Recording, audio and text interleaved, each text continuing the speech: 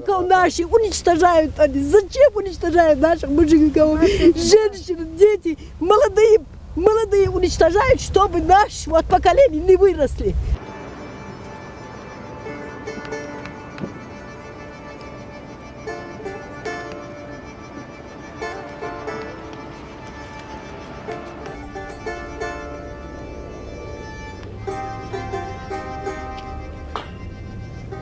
Путин неправильно делает. У него это, как это, президентский кресло поднят, он делает нам вот так. Хоть пусть меня убивает, пусть оставляет наших детей.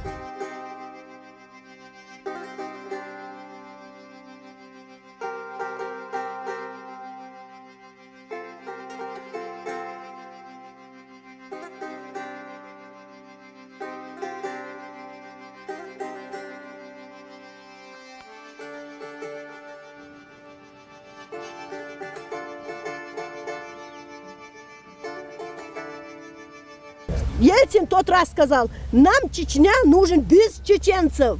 Мы этого не забыли. Нечего нас так в затрудненном положении они поставили нас. Слава Богу, приехали. Ни один журналистов я не нашла, сколько вот хожу.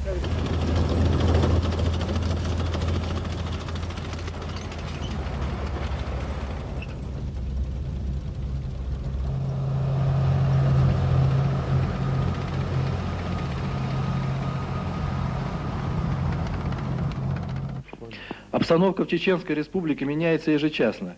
В направлении Грозного движутся колонны объединенной группировки войск Министерства обороны и внутренних войск МВД России. На путях их продвижения отмечается концентрация боевой техники и незаконных вооруженных формирований. Вступающие воинские части подвергают массированным ударам с воздуха выявленные огневые позиции и опорные пункты боевиков. Кольцо вокруг Грозного сжимается все туже. Ликвидация очагов вооруженного сопротивления вступает в завершающую стадию.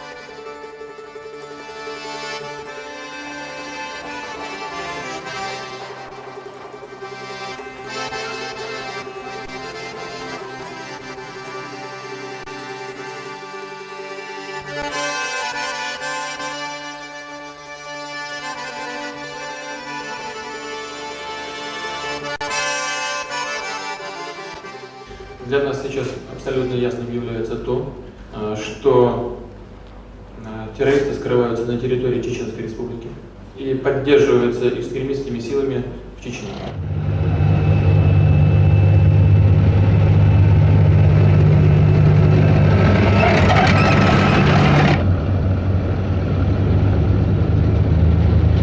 Мы будем преследовать террористов везде. В аэропорту. Значит, вы уж меня извините, в туалете поймаем, мы и в сортире их замочим, в конце концов. Все, вопрос закрыт окончательно.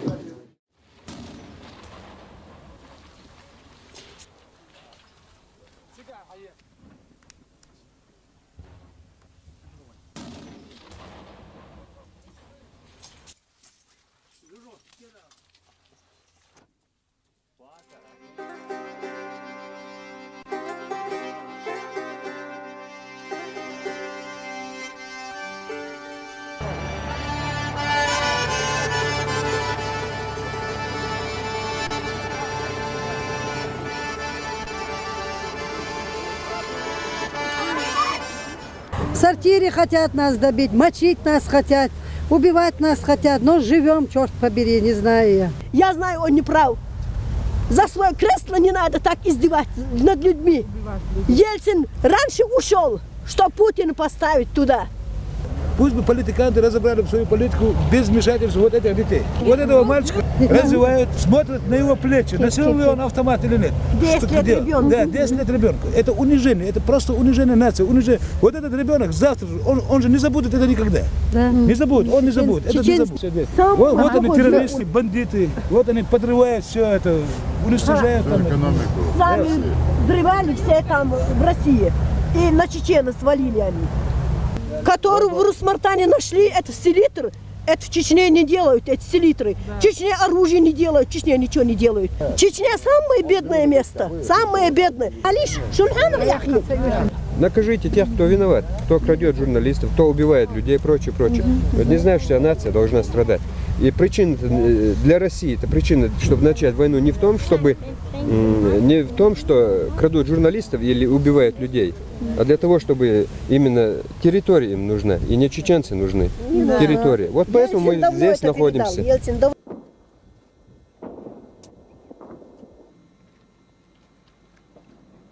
Мы как загнанный зверь. В клетку зверя загнали, посадили вот так. Нас можно и убить, и унизить можно, и раздеть можно публично перед женщинами. И все можно над нашими ребятами. Наши старики, женщины, дети, всех уничтожили. Вот у нее все дома здесь загорело. Почему нам это нужно? Мы не люди, мы звери, что ли? Над зверями не издевают. То, что сгорела моя палата, это иголка в стогу сена. Как горят там наши чеченские дома, наши ребята. Жириновские, все вот русские вот всегда говорят, что это не наша земля. Вот почему это не чеченская земля? Я вот удивляюсь, что мы выросли из-под земли или с неба спустились мы. У нас же были деды, прадеды, правда же? У нас же язык был, история, культура. Что мы, рогатые или волосатые, или хвостатые, чтобы нас как зверей истребляли.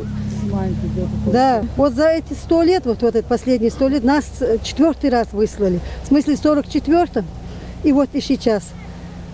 За что нам такое наказание? От того, что мы красивая, гордая нация, культурная, гостеприимная. На своей земле, да, вот сидели мы. Мы с танками в Россию ж не пошли. Ни один город же не бомбили же. Мы ж не бомбили, ни один чеченский самолет не поднялся. Ничего, дома не взрывали. Когда они говорят Басаев, там, Хатаб, там, ну вот 2 человека, да, 2 человека. Не может же страдать весь народ. Вот чем больше будет война длиться, тем больше будут террористы. Тем больше, потому что сегодня, если убьют мать, отца, там, сына, дочку, там, каждый же пойдет за своим мстить же, да? Далее желаю Путину чеченская война. Всегда в России, чтобы быть. Вот так передать этого. Наши женщины дурные, они вот рожают детей. По 5, 6, по 10 мы их. А вот русская мать родила вот одного сына или одну дочку, да?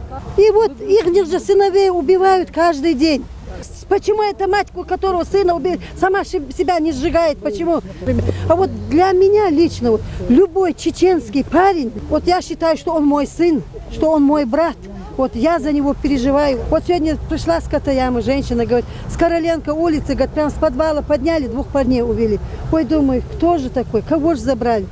Полный беспредел, полный уничтожение нации. К чему хочет прийти Путин? Он на кресло, это зачем ему это кресло, если вот по локоть в крови? Я не знаю.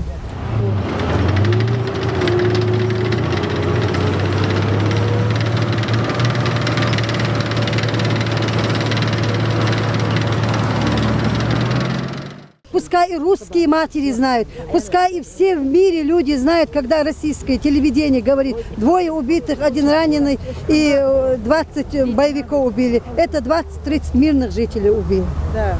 Вот знаете, пускай знают все. В Шалях вот. 211 человек в Шалях убили, они мирные жители. А телевизоры передают, боевики мы убили. Неправда. Истинную ложь они передают. Вот так. Ингушети, когда ехали, с нашего старого Сунжа ехали сюда, их бомбили, по трассе бомбили. А передали как? По типу боевиков они ехали, говорит. Боевики убили, говорит. Иногда боевики бывают. Недавно женатой, еще беременная 2 месяца. 3-4 месяца была девочка замужем со старого сунжа. Муж сейчас тоже вот, как будто бешеный он сейчас. Он говорит, моей жены голова, говорит, летела, говорит, аж я даже не, сейчас не могу, говорит, себе представить вот это дело. Издевают. А почему не встают за предел Запад? Почему не кончают нам война? Почему нас домой не посылают они? Он сейчас вон там видите, главный роли Мауса. Да. И постоянно там летают. 2-4 всегда. Я в Грозном видел 6 вертолетов. Постоянно там летали. Откуда привели? Сынджи они взорвали 2 дома. Убиты 8 человек. Одна семья 7 человек, 1 таксист. Говорили таблетку, 6 уничтожили. 2 дома взорвали. Это самолеты.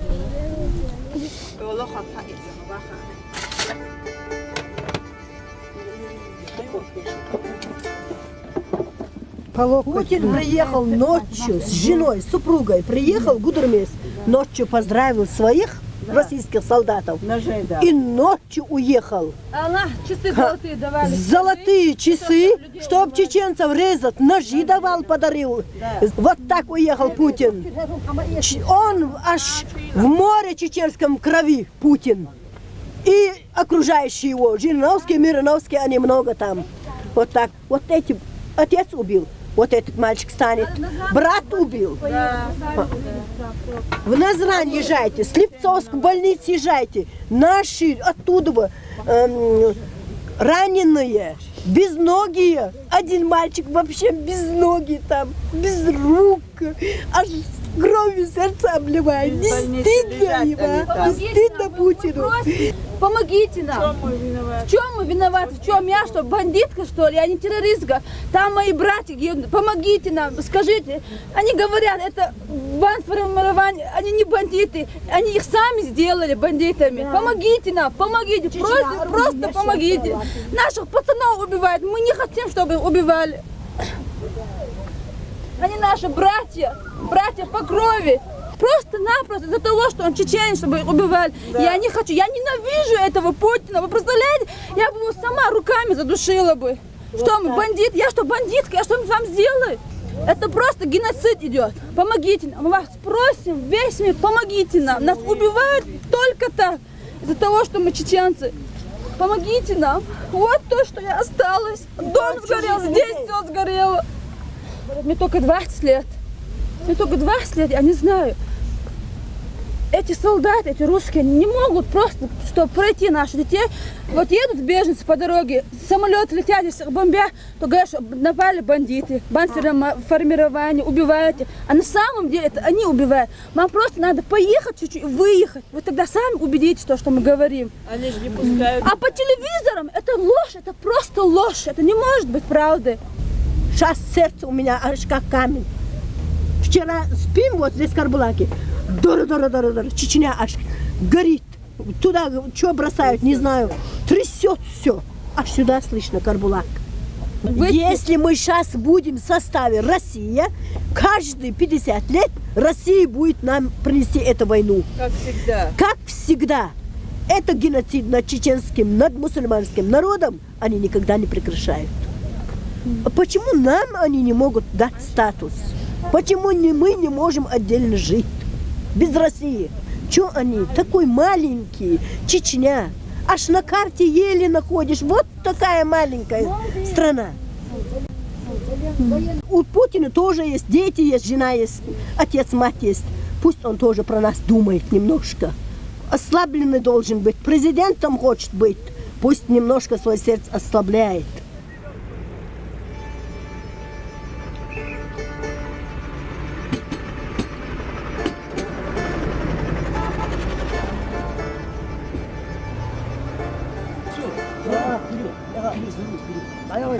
Отец, садитесь, едьте.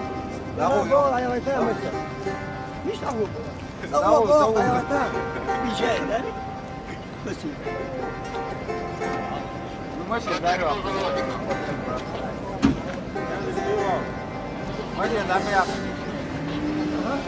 يا شراب لا لا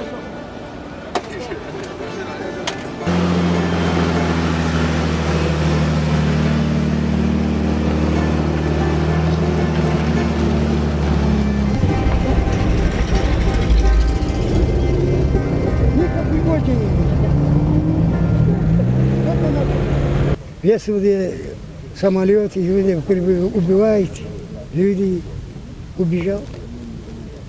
Когда я в Германии воевал, тогда уже такого не было.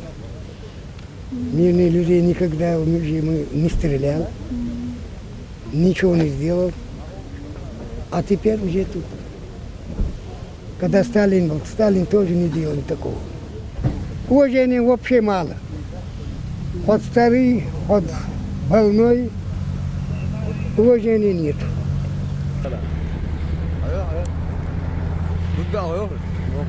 Гитлер это не делал. Убивали, но одни издевались. Чужие тряпки не воровали. А здесь чужие тряпки воруют. Вот. А меня зашли, мешок сахара забрали, масло забрали, уже постель забрали, подушки забрали.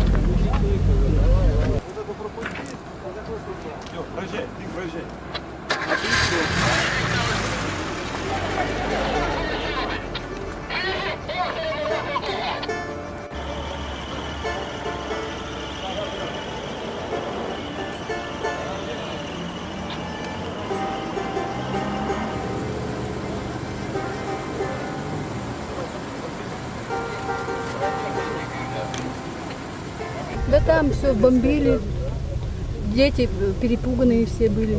Лишь бы дети остались живы, выехали от них домой. Это было 3 октября. Мы выехали. 4 месяца.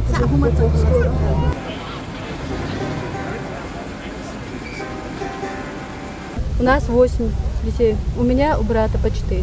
Это мы с братом. Муж у меня уехал домой.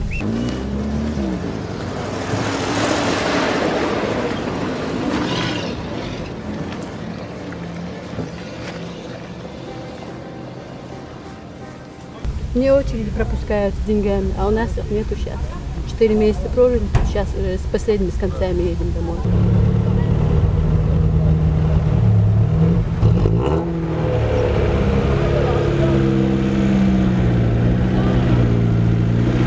Жалко.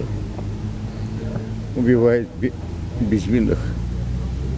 Виноват, черт с ним, убивает. Но а безвинных убивать нельзя.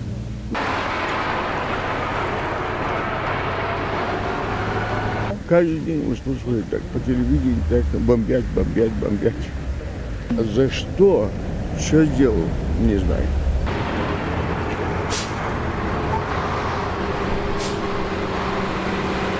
В дороге едет автобус, всех убивает. Ракету ударяет, все убивает. За что? Чего это? Виноват, убей его. Не виноват, зачем ее трогать? Детей зачем трогать? Женщин, чем виноват? Вот я 80 лет умею, так? Чем я виноват?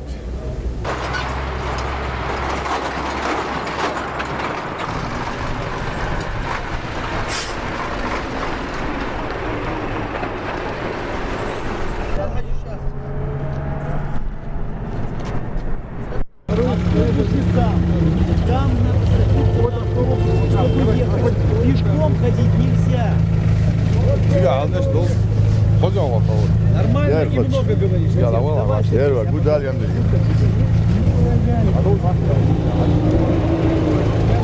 Я выполняю приказы.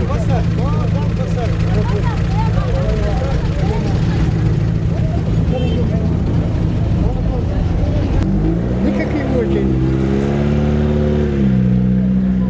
Скоты.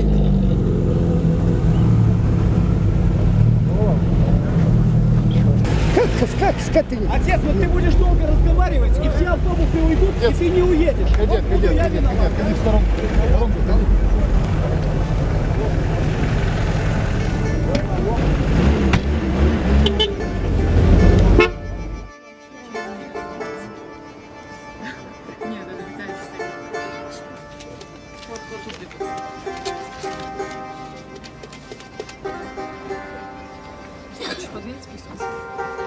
Это Чеченская башня.